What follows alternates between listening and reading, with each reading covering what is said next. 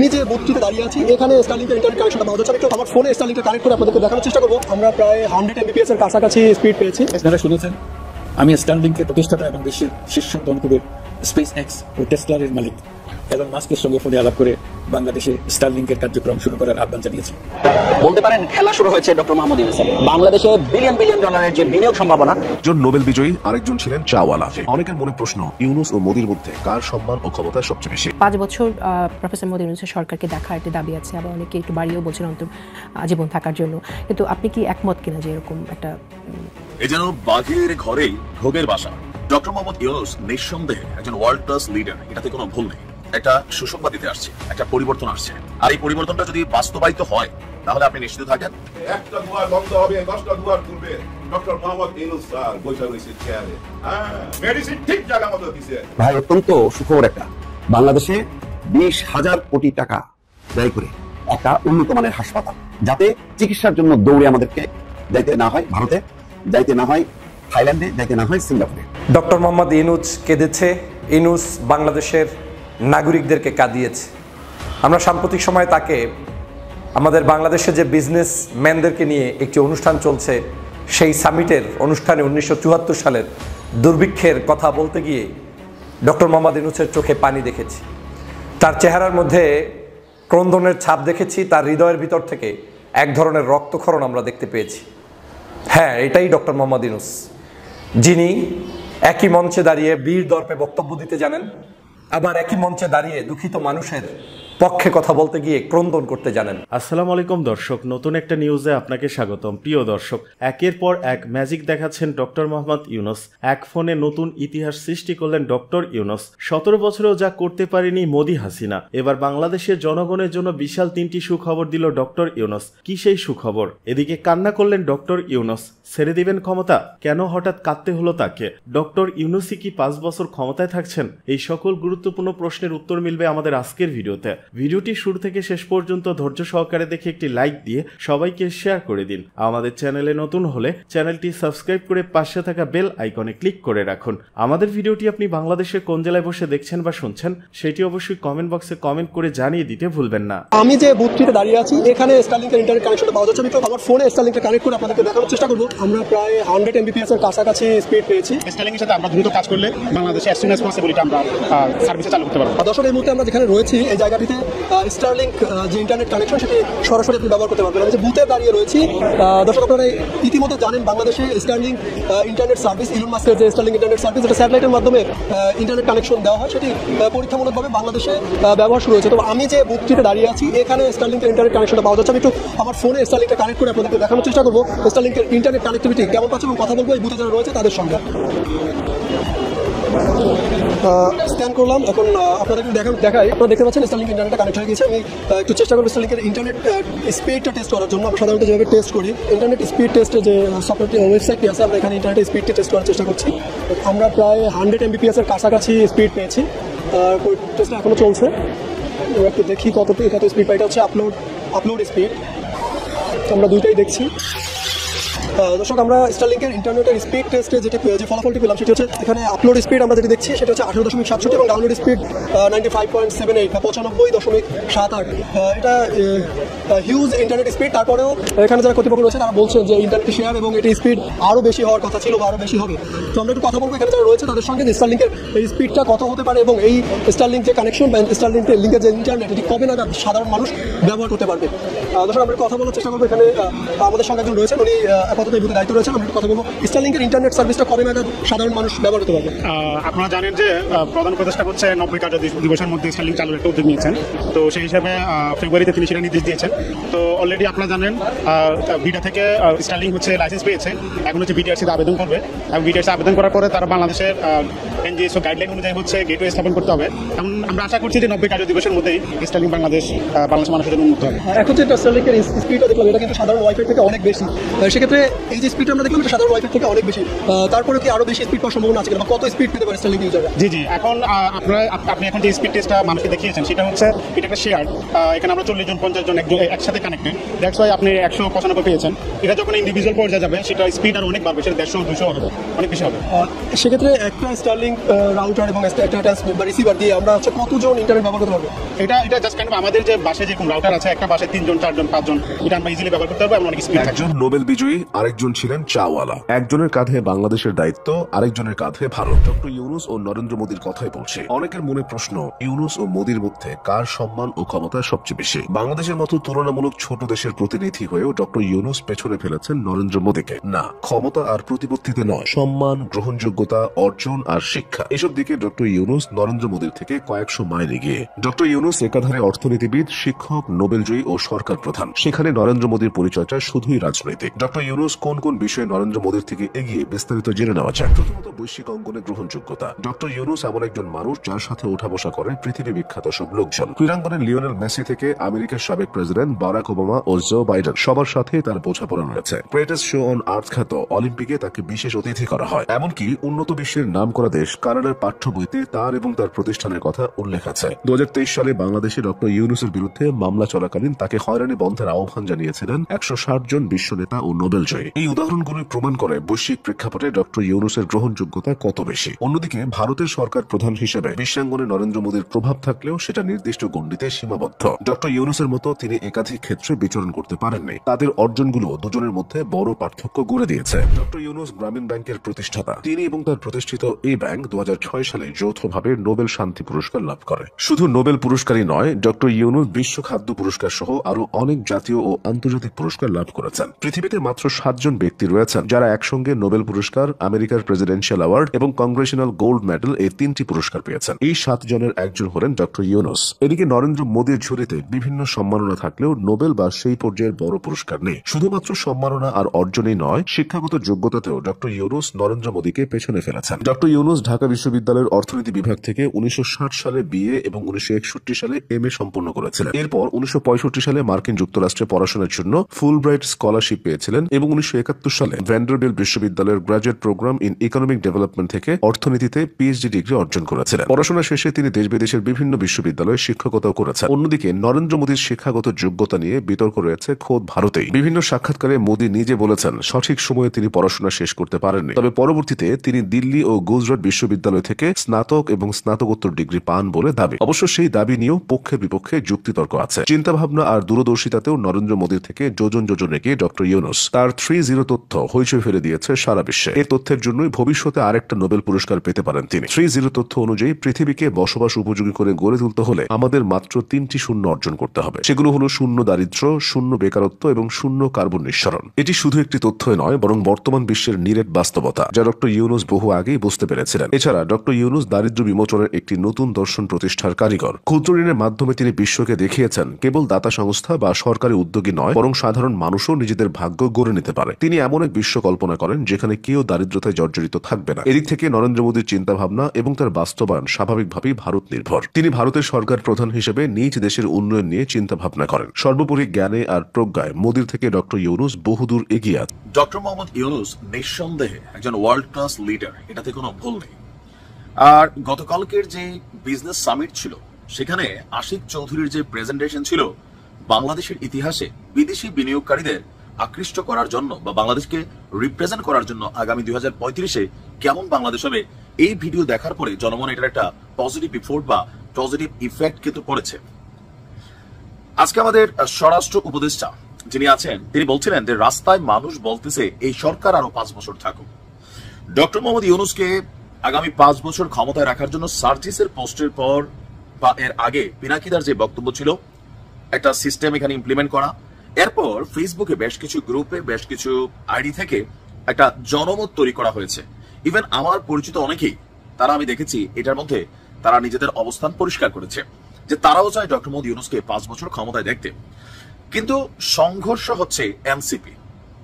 দেখেন, যদি এনসিপি নামক রাজনৈতিক দলটার আত্মপ্রকাশ না ঘটতো, ডক্টর মোহাম্মদ ইউনূসকে ক্ষমতায় থাকতে আসলে কেউই আমার মনে হয় না যে দ্বিমত পোষণ করতো অ্যাজ এ প্রেসিডেন্ট হিসাবে, অথবা বড় একটা পদে তিনি থাকতেন। বাংলাদেশকে একটা নির্দিষ্ট সময় পর্যন্ত তিনি লিড করলেও রাজনৈতিক দলগুলো ওই লেভেলে আসলে ডিস্টারবেন্স ফিল করতো না যতটা এই এনসিপির কারণে করে। নতুন এই রাজনৈতিক দলটি এনসিপি, তাদের প্রতি মানুষের আস্থা ভরসার জায়গা আসলে এটা এখন জনমত জরিপ আপনি যেটাই বলেন, তাদের ভোটে আমার ধারণা সর্বোচ্চ 10টা সিটও পাবে না। এটা হচ্ছে বর্তমান রাজনৈতিক প্রেক্ষাপট। কিন্তু ডক্টর মোহাম্মদ ইউনূস তিনি আলাদা, তিনি একাই একটা প্ল্যাটফর্ম, তিনি একাই একটা ক্যারেক্টার, একাই একটা ব্যক্তিত্ব, যেটার উপর ডিপেন্ড করে অনেক কিছু এই মুহূর্তে বাংলাদেশে চলছে। আমিও বিশ্বাস করি ডক্টর মোহাম্মদ ইউনূস যদি রাষ্ট্র ক্ষমতায় একটা লম্বা সময় থাকেন তাহলে বাংলাদেশ পরিবর্তন হবে। রাজনৈতিক সরকার কর্তৃক হয়তো এত সহজে পরিবর্তন হবে না, কেননা আমরা যারা আছি রাজনৈতিক দলের কর্মীরা, আমরা মোটামুটি ঠিক করে নিচ্ছি যে আওয়ামী লীগ যাওয়ার পরে সিএনজি স্ট্যান্ডটা যেটা আছে এটা কে দখলে নিব, আওয়ামী লীগ এই জায়গাতে রাস্তায় চাঁদা তুলতো এটা আমরা কারা নিব, বালুমহল কে ভাগাভাগি নিব, জলমহল কে ভাগাভাগি নিব, পাসপোর্ট অফিসের ধান্দাটা কার দখলে যাবে, বাজারের ইজারা কোন গ্রুপ খাবো। আমাদের চিন্তা এতটুকুই। আর ডক্টর মোহাম্মদ ইউনূস চিন্তা করেন ওয়ার্ল্ড ক্লাস 2035-এ বাংলাদেশকে কেমন দেখাবে, এখানের জীবনমান কেমন হবে, 2035 সালে বাংলাদেশ কোথায় যাওয়ার চিন্তা করবে, পাওয়ার প্ল্যান্ট নিয়ে চিন্তা করবে, মহাকাশ নিয়ে গবেষণা করবে। কিন্তু একটা রাজনৈতিক সরকারের মাধ্যমে এই জিনিসটা আসলেই কিন্তু কষ্টকর, আমরা যে দলই করি না কেন। কিন্তু ঝামেলার বিষয়টা হচ্ছে এনসিপি। আর এই এনসিপির সাথে ডক্টর মোহাম্মদ ইউনূসের যে ঘনিষ্ঠতা, ওতপ্রোত সম্পর্ক, এই জিনিসগুলোর কারণে ডক্টর মোহাম্মদ ইউনূসের প্রতি মানুষের আস্থার জায়গাটা কিন্তু কমছে। রাজনীতির হিসাবে আমার ব্যক্তিগতভাবে ওনার প্রতি এই জায়গায় আস্থা নাই। আমার কাছে মনে হয় যে তিনি নিরপেক্ষ না, তিনি এনসিপিকে আলাদা সাপোর্ট করেন। তো রাজনৈতিক দলগুলা কি মনে করে যে আবার এনসিপির নেতা কর্মীরা যেভাবে বলে যে ডাইরেক্ট পার্লামেন্টে ঢুকবে, যেমনি হোক তারা পাশ করবে, তাদের কাছে পরিকল্পনা আছে, এই বিষয়গুলোর কারণে ডক্টর মোহাম্মদ ইউনূস কিছু কিছু জায়গায় রাজনীতির মাঠে এসে বিতর্কিত হচ্ছেন। একজন ব্যক্তিত্ব হিসাবে, একজন ক্যারেক্টার হিসাবে, ওয়ার্ল্ড ক্লাস ভিশনারি ব্যক্তিত্ব হিসাবে আপনি দেখেন উনি যে জায়গায় বিলংস করেন বাংলাদেশের ইতিহাসে কেউ ওই জায়গাতে কখনো যাইতে পারে কিনা সন্দেহ আছে, এ পর্যন্ত যায় নাই। সেই জায়গা থেকে তানার হিসাবটা আলাদা। বাট তিনি যখন এনসিপির পৃষ্ঠপোষক হয়ে যান, এনসিপির এই যে আমাদের যে পোলাপানগুলো আছে এদের বিভিন্ন অ্যাক্টিভিটিস, এদের সম্পর্কে বিভিন্ন দুর্নীতির গল্প, এদের সম্পর্কে বিভিন্ন জায়গায় প্রটেস্ট, মবের ইস্যু, অনেক কিছু, এগুলো কিন্তু বিতর্কিত। তো ডক্টর মোহাম্মদ ইউনূস 5 বছর ক্ষমতায় থাকলে ভালো হতো, কিন্তু তিনি থাকবেন কোন সিস্টেমে? সিস্টেম তো এখানে লাগবে। তিনি তো নির্বাচন বন্ধ করে রাখতে পারেন না। যদি তিনি মনে করেন যে তিনি 5 বছর ক্ষমতায় থাকবেন, আইনের মাধ্যমে এটা কোন সিস্টেমে আসলে করা যায় ওইরকম একটা হয়তো করলে করা যেতে পারে। বাট সেখানে জনগণের মতামত সুস্পষ্ট হইতে হবে।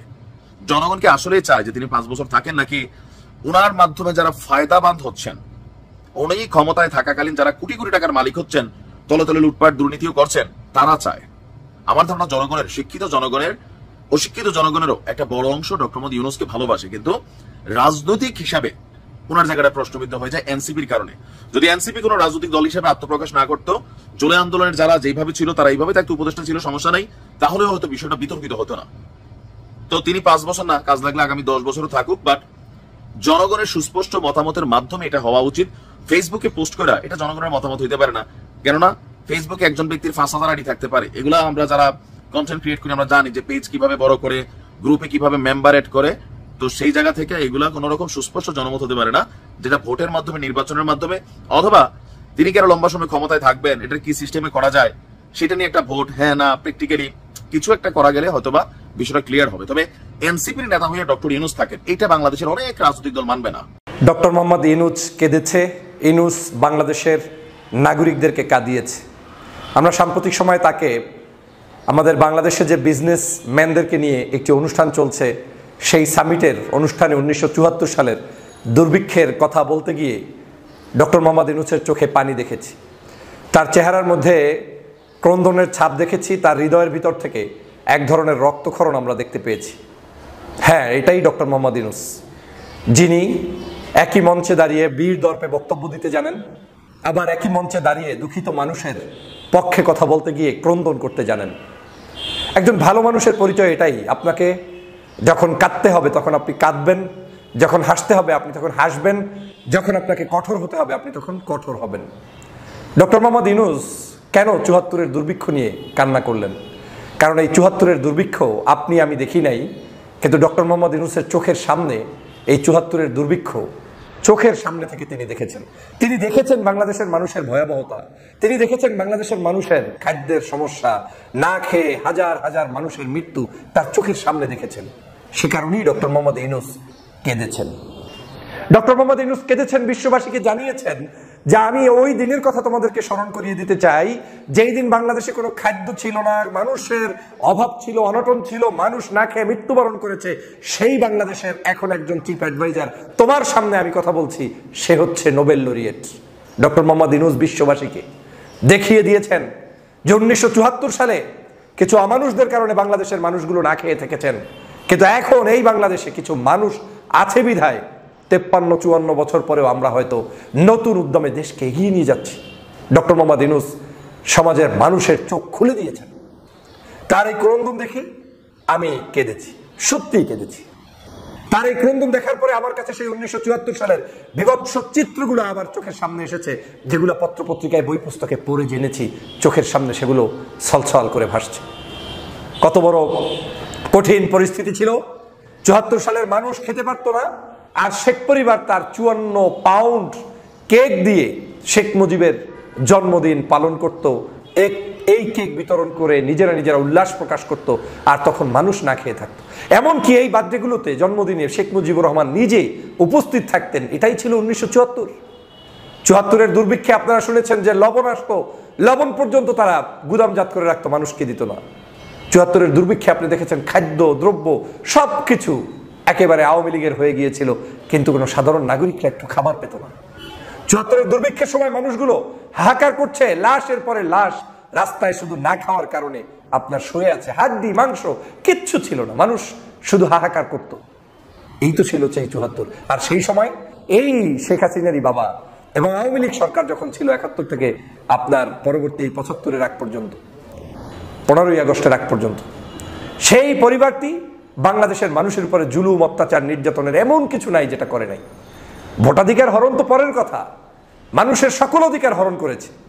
মানুষ খেতে পারবে না, এর চাইতে তো আর কোনো সামান্যতম ন্যূনতম বেসিক অধিকার আর কিছুই থাকতে পারে না, কিন্তু সেটাও বাংলাদেশের মানুষ পায়নি তখন। অন্যদিকে তারা রাজা বাদশার মতো বিবাহ শাদী আয়োজন সামাজিকতা সব করেছে, ব্যাংক লুট করেছে, টাকা পয়সা লুট করেছে, অন্যের বউ ভাগিয়ে নিয়েছে, এরপরে বাংলাদেশের মধ্যে অরাজকতা সৃষ্টি করেছে, মানুষদেরকে শত শত হাজার হাজার মানুষদেরকে ডাইরেক্ট খুন করেছে, গুম করেছে। এই গুমের রাজনীতি, খুনের রাজনীতি সে 71 থেকে 75 পর্যন্ত চলমান ছিল। এবং 74-এর দুর্ভিক্ষ অন্যতম কারণ ছিল বাংলাদেশের রাজনৈতিক স্টেবিলিটি ছিল না। বাকশাল কায়েম করে বাংলাদেশের মানুষের ভাগ্যের পরিবর্তন না করে ভাগ্যের ক্ষতিকর সাধন করেছে, অথচ এই বাকশাল কায়েমের মূল উদ্দেশ্য ছিল একনায়কতন্ত্র, যেটা শেখ হাসিনা এই যে গত 16 বছরে বাংলাদেশে কায়েম করেছে। এই একই কাজ শেখ হাসিনা করেছে শেখ মুজিবের মতোই। বাংলাদেশে আর কোনো রাজনৈতিক সংগঠনগুলোকে দাঁড়াতে দেয়নি, থাকতে দেয়নি, পরামর্শ নেয়নি, কথা বলতে দেয়নি, অধিকার প্রতিষ্ঠা করেনি, যে কারণে তাকে কিন্তু বাংলাদেশ থেকে পালাতে হয়েছে। এই আওয়ামী লীগের ইতিহাসটা এরকমই, তারা ঢুকবে, বের হওয়ার সময় পালিয়ে যাবে, না হয় মৃত্যুবরণ করবে। শেখ মুজিব বাংলাদেশ থেকে 15ই আগস্ট বিদায় নিয়েছেন চিরদিনের জন্য, শেখ হাসিনাকে বাংলাদেশ থেকে বিদায় নিতে হয়েছে, তাও চিরদিনের জন্য, কিন্তু হয়তো জানটা নিয়ে তিনি ফেরত গিয়েছেন। এটা এদের একটা রাজনৈতিক একটা শিষ্টাচার, এদের কালচারই এটা। এই দলের সাথে কোনো সভ্য কালচার কোনোদিন যায়নি, আজও যায়নি, ভবিষ্যতেও যাবে না। আর সে কারণেই ডক্টর মোহাম্মদ ইউনূসকে এখন টার্গেট করে শেখ হাসিনা বক্তব্য দেয়, আওয়ামী লীগ বক্তব্য দেয়। জানেন, কারণ এই ডক্টর মোহাম্মদ ইউনূস আজ বাংলাদেশের মানুষের কাছে ওদের পরিবারের চাইতে কোটি কোটি গুণ শ্রদ্ধার পাত্রে রূপান্তরিত হয়েছে। মানুষ তাকে পছন্দ করে, ভালোবাসে। এদেশের রাজনীতিতে নতুন মাইল ফলক সৃষ্টি করছেন ডক্টর মোহাম্মদ ইউনূস। এদিকে সালমান এফ রহমানের মূল চক্রের গোপন খবর ফাঁস করলেন আল জাজিরার সাংবাদিক। যে সকল ব্যক্তি বিদেশে অর্থ পাচার ও সংঘবদ্ধ অর্থনৈতিক অপরাধের সাথে যুক্ত থাকেন, তারা কখনোই একা কাজটি করেন না বলে মন্তব্য করেছেন আল জাজিরার সাংবাদিক জুলকারনাইন স্যার। আজ শুক্রবার এক ফেসবুক পোস্টের মাধ্যমে স্যার একথা জানান। স্যার তার পোস্টে বলেন, যে সকল ব্যক্তি বিদেশে অর্থ পাচার ও সংঘবদ্ধ অর্থনৈতিক অপরাধের সাথে যুক্ত থাকেন, তারা কখনোই একা কাজটি করেন না। তাদের একটা শক্তিশালী নেটওয়ার্ক বা চক্র থাকে, যার মূল ব্যক্তির উপস্থিতি ছাড়াই তাদের কার্যক্রম পরিচালনা করতে সক্ষম। যেমন ধরুন সালমান এফ রহমান, তার এমন একটি চক্র আছে যাদের সবাই বেশ পরিচিত, কিন্তু গ্রেপ্তার করা হয় কেবল সালমানকে। আপনি যদি সম্পূর্ণ নেটওয়ার্কটাই উপড়ে ফেলতে চান, তাহলে সালমান এফ রহমানের সকল অপারেশন পরিচালনা যারা করেন তাদেরকেও গ্রেপ্তার করতে হবে উল্লেখ করে তিনি আরো জানান, সালমানের অনুপস্থিতিতে যারা তার সকল কাজ নিখুঁতভাবে করে যাচ্ছেন তারা হলেন ওসমান কায়সার চৌধুরী, সৈয়দ নাবেদ হোসেন মোস্তফা, জামানুল বাহার, মোহাম্মদ লুৎফুর রহমান। এই চারজন ব্যক্তি সালমান ও তার ভাই সোহেলের সকল অনৈতিক অপরাধের সাথে সরাসরি জড়িত ছিলেন বছরের পর বছর, কিন্তু কোনো বিশেষ কারণে এদের কাউকে গ্রেপ্তার করা হয়নি। কিছুদিন আগে ওসমান কায়সার চৌধুরীকে আটক করা হলেও পরবর্তীতে তাকে ছেড়ে দেওয়া হয়।